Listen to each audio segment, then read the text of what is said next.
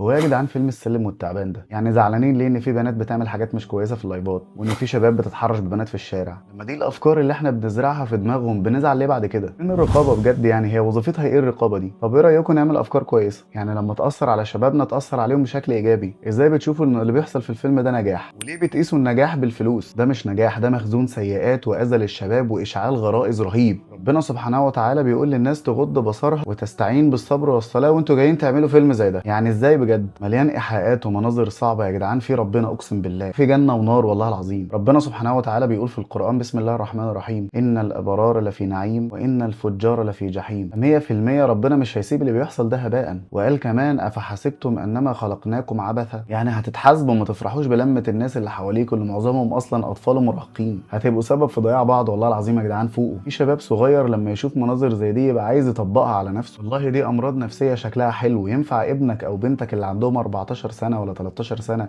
يشوفوا ممثله بتبص للممثل بالنظرات دي ويشربوا ويقلعوا ويحضنوا ويشيلوا كل ده تحت مسمى التمثيل؟ احنا ليه بنتسحل وبننسى اصل الموضوع؟ زمان لما التمثيل اتخلق كان بيقدم مواضيع ليها قيمه ومفيده او على الاقل مسليه من غير اذى. دلوقتي بقينا نتفنن ازاي نخلي الشهوات شكلها حلو ونوريكم الحاجه اللي تشعل الغريزه بتاعتنا. ويلا بقى مش مهم نضيع جيل كامل، المهم ان احنا نطلع بكام مليون من الفيلم ده. وعادي كلها شهرين ثلاثه والفيلم هيتنسي كده كده. احنا مش بنعمل فيلم للتاريخ. ملحوظه يعني لو مش واخدين بالكم، ربنا ما بينساش وما كان ربك نسيا. انت لو بنت وشايفه ان اللي بيحصل في الفيلم ده حاجه لذيذه يعني يبقى عندك مشكله ومحتاجه تراجع نفسك. وانت لو شاب وعاجبك اللي بيحصل في الفيلم ده يبقى عقلك مش سليم وعمرك ما هتركب عربيات ولا هتكون ناجح زي الناس اللي انت نفسك تبقى زيهم. واخيرا اكيد مفيش حد معصوم من الخطا، من عاب وابتلى، واللي احنا فيه ده ستر من ربنا وعفو مش شطاره مننا. ففي وسط كل الفتن دي احمد ربنا وقول اللهم يا مقلب القلوب ثبت قلبي على دينك. الرسول عليه الصلاه والسلام قال الدال على الخير كفاعله. فشير الفيديو ده على قد ما تقدر عشان يوصل لاكبر عدد من الناس، علشان ينتبهوا لنفسهم ولاولادهم ويعرفوا ان فطرتهم صح والموضوع فعلا مستفز.